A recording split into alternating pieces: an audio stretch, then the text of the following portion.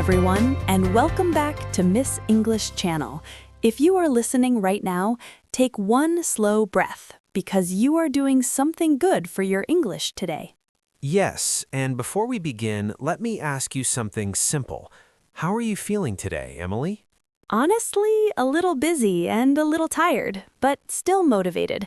It has been one of those days where my brain never really rests. That feeling is very real, and it connects to our topic. Many learners understand English clearly, but speaking still feels heavy inside. Exactly, because the brain is working too hard in one small moment. And if this podcast helps you even a little, please subscribe and stay with us. We create these episodes to help you feel confident, not confused. So, Emily, when you speak English, does your brain feel tired? All the time, and not because English is impossible. It feels tired because my brain is doing too many jobs at once. And that usually comes from one habit many learners share: translation. Yes, thinking in your own language first, then translating, then finally speaking. By the time you speak, the moment sometimes disappears. Or your confidence disappears, which feels even worse. So today we talk about something very important: how to think in English naturally. This is not magic, not talent, and definitely not about being perfect. It is about training your brain gently and consistently. Let's start with a small truth that might relax you. If you translate in your head, it does not mean you are bad. It means you're human, and almost every beginner does it. Even advanced learners translate sometimes when they feel nervous. The problem is not translation itself, because translation can help in learning. The problem is depending on translation every single time you speak. Yes, because then speaking becomes slow and stressful. You want to answer quickly, but your brain feels crowded. Think about a real situation from daily life. You're in a shop, and the cashier smiles and asks, "How are you?" Inside your head, your brain says, "Wait, what does that mean exactly?" Then it searches for the perfect grammar answer. Then grammar enters the room, and fear follows right behind it. Suddenly, your mind goes quiet, and you feel frozen. This happens because your brain tries to do three things together: translate, build a sentence, and protect your pride. That is exhausting, and it explains why speaking feels so heavy. So the first step is not speaking more, it's simplifying your thinking. Let's talk about how children learn language naturally. Children do not translate, they connect words with feelings and situations. When they hear hungry, they feel hunger in their body. They do not search for another language first. We want to rebuild that connection in your brain, word to meaning to feeling, not word to translation to meaning. Here's a small exercise you can try today. When you hear the word coffee, do not translate it. Think about the smell in the morning and the warmth in your hands. Your brain remembers images faster than dictionary meanings.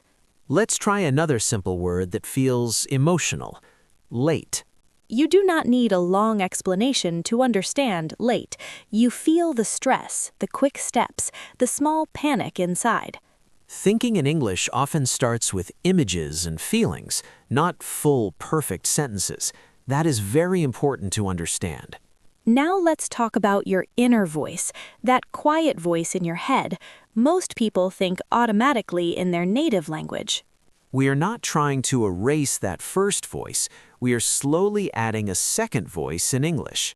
For example, when you wake up in the morning, try one small thought. It is going to be a long day. It may feel slow and uncomfortable at first, and that is normal. Growth almost always feels uncomfortable in the beginning. Many learners translate because they are afraid of mistakes. Fear makes the brain look for safety in the first language. But mistakes are part of thinking in English, not proof of failure. If you think too much, you stop thinking in English. You start thinking about English, and that creates distance.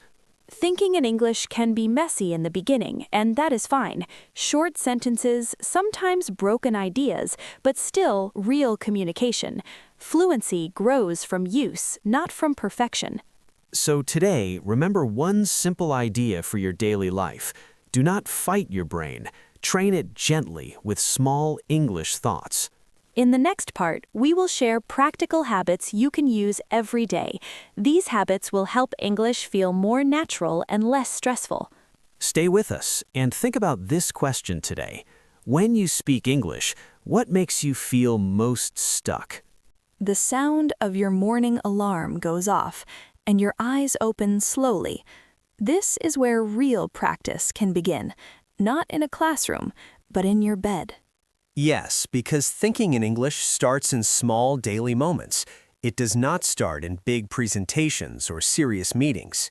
When you wake up, instead of thinking in your own language, try one short thought. I need to get up now. Or something even simpler and more natural. I feel sleepy, but I have work. These are not exam sentences, and they do not need perfect grammar. They are just thoughts, and thoughts need speed, not perfection. That is a very important difference for learners to understand. Thinking in English is about flow, not fancy vocabulary. Let's move to another daily habit that really works, naming things around you. Yes, this is simple but very powerful for beginners. You're sitting in your room right now, maybe listening to us. Look around and think quietly in English. Chair, window, phone. The light is on. You are building a direct connection between the object and the English word. There is no translation bridge in the middle. At first, it may feel childish or too basic, but this is exactly how children learn their first language. They connect words directly to reality, not through another language. Slowly, your brain starts doing the same thing. Now let's talk about feelings, because feelings are very personal. Many learners find this part difficult. Yes, because emotions feel deep and language feels important, but you can start small and simple. Instead of long emotional sentences, use short feeling words. Tired, happy, nervous, excited. For example, after a long workday, do not translate a full sentence, just think, I'm tired. Your brain understands that immediately, and it feels natural. Then maybe add a small reason. I'm tired because I had many meetings today. That one sentence already connects life with English. Another strong habit is thinking before speaking in conversations. Many learners panic and speak too fast. But thinking in English sometimes means slowing down for 1 second. That 1 second is powerful. If someone asks, "How was your day?" do not translate first. Think in short ideas. Busy, long, but okay. Then turn those ideas into a simple sentence.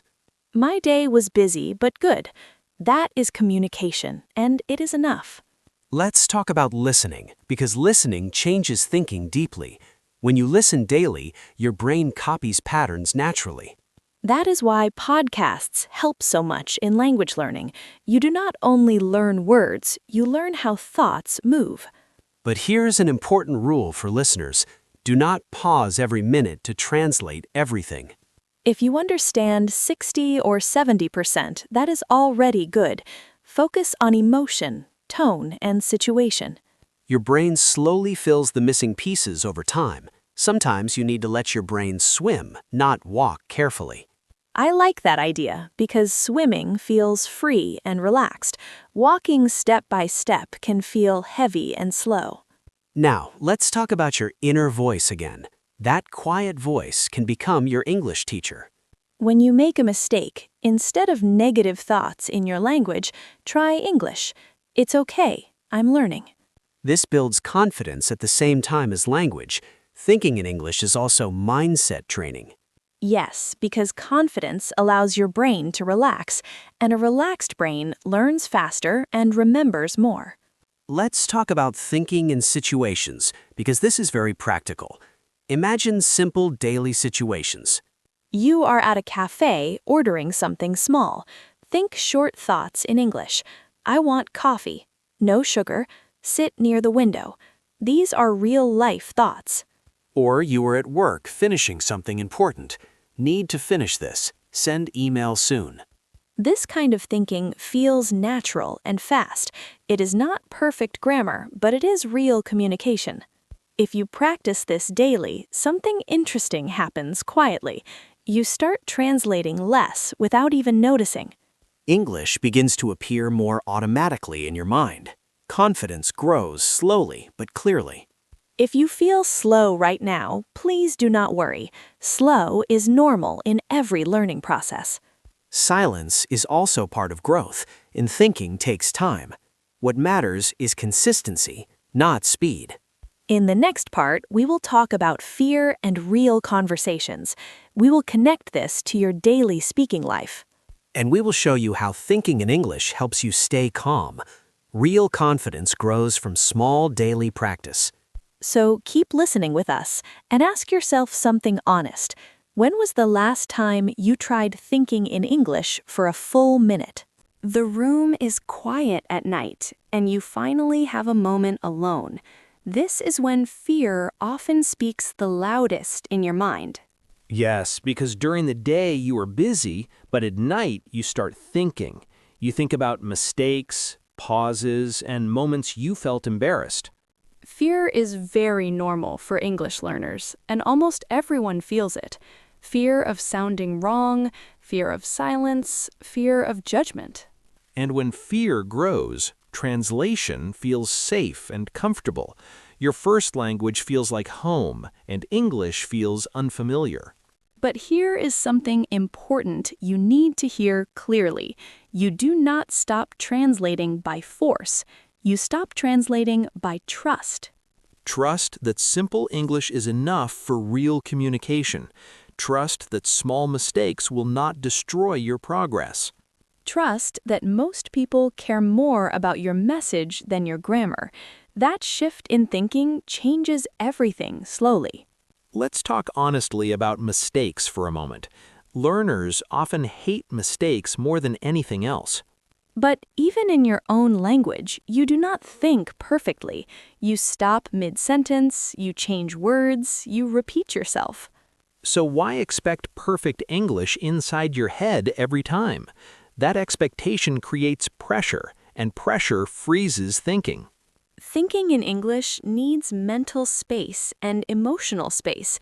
When your mind feels calm, words come more easily. Confidence matters more than grammar in the beginning stages. A relaxed brain learns faster than a stressed brain.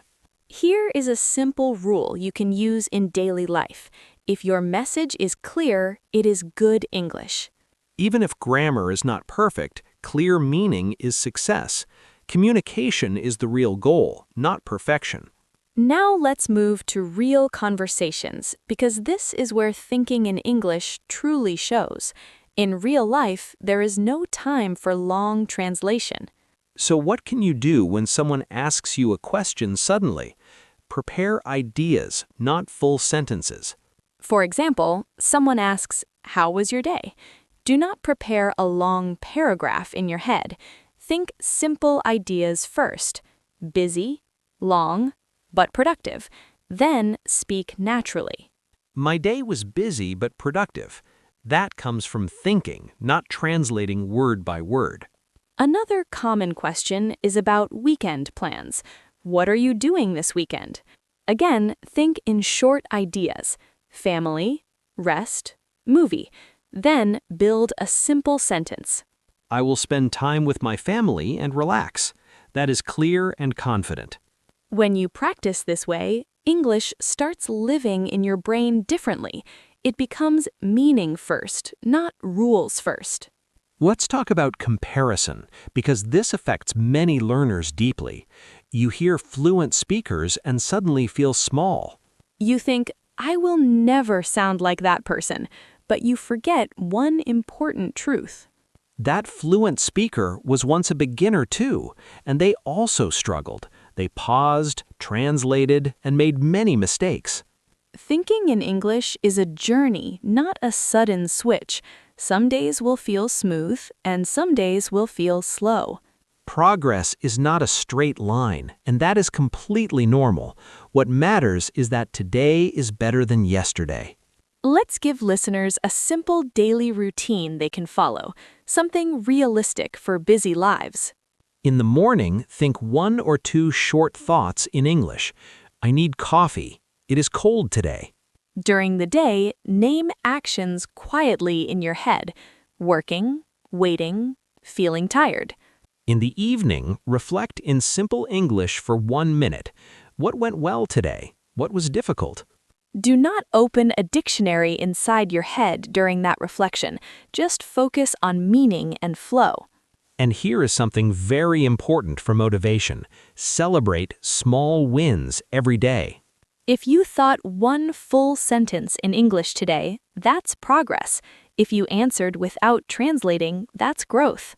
If you felt slightly less fear in a conversation, that is real development. These small steps create long-term change. Thinking in English is not about speed at first.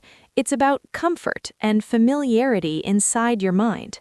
Comfort leads to confidence, and confidence leads to fluency over time. Fluency then gives you freedom. Freedom to express your ideas clearly at work and school. Freedom to connect with new people without panic. Freedom to be yourself in another language without hiding. That is powerful and worth the effort. So be patient with yourself in this journey. You are not late and you are not behind.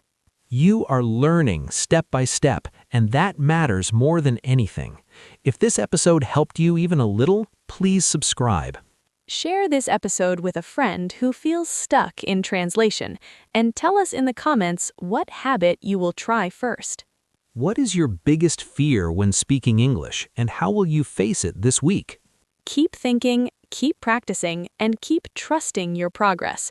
Your English already lives in your mind more than you realize.